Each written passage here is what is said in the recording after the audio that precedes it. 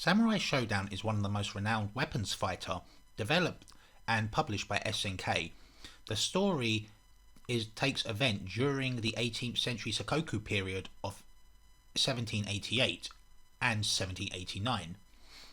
The game itself boasts beautiful sprite works, fluid combat, and amazing mechanics since its arrival to the fighting game scene in 1993.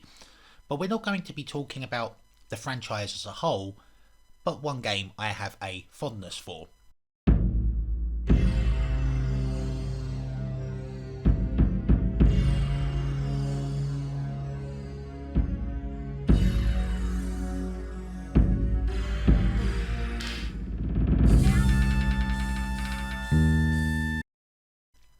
Today, I am reviewing Samurai Shodown 3 Blades of Blood, or if you want to be a weeaboo about it, Samurai Spirits Zankaro Musuken, which was released in 1995 for the Neo Geo MVS system, which is an arcade powerhouse that SNK wasn't showing any signs of slowing down with the amount of fighters that he pumped out during the 90s.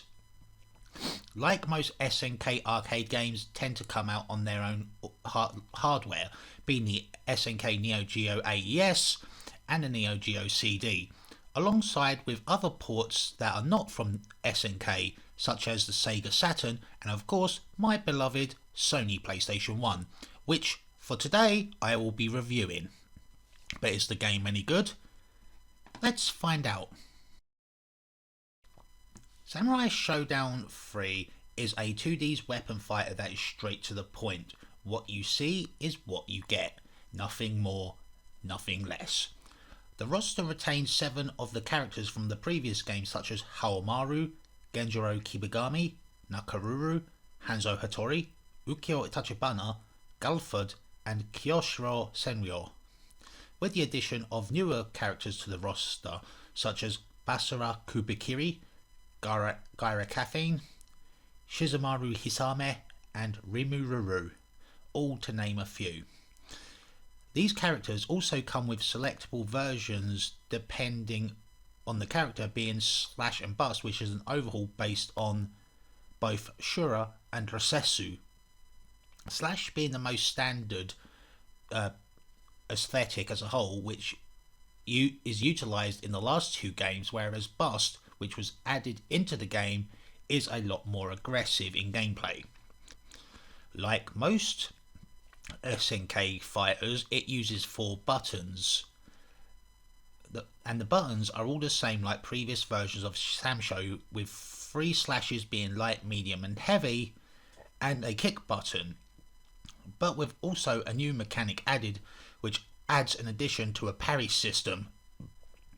Graphically, there is a bit to complain because the PlayStation isn't a dedicated 2D machine like the Sega Saturn, because the PlayStation 1, to be exact, is mostly known for its 3D games, and whilst I like to add that the sprites and the scaling is on this version, which is nice to retain, the caveat is that it's constantly bogged down with missing frames of animation, hence it seems choppy, and of course slowdown, which is a shame because it makes the PlayStation version seem more inferior to its Neo Geo counterparts.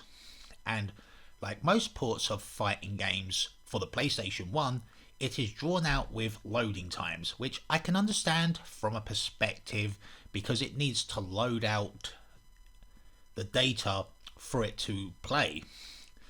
And I feel that caveat kind of is not needed, but considering that it was using like stuff like processors, video RAM just to process, overall I feel that it's not entirely a bad port, but I wouldn't say it's a good one either.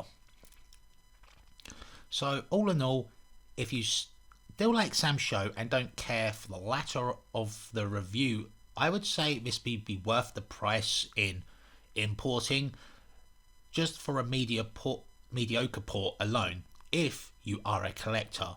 But let's be honest, with Fightcade being a thing, playing it there whilst it maintains its super fluid animation and the scaling being superior, playing it on the console like the PlayStation would be redundant. Heck, you'd be better off playing it on the Sega Saturn, because the Sega Saturn would be a almost one-to-one quality port using, was it specific RAM cards for its extra frames of animation and of course scaling. But like I say, if you don't care for it and you just have a PlayStation at your disposal, I would say get it, because at the end of the day you can find it cheap on eBay for the best part of, let's say, 10 to 15 quid at best, and that's when we're talking imports. That's all for now. I've been Nate. Have a good day.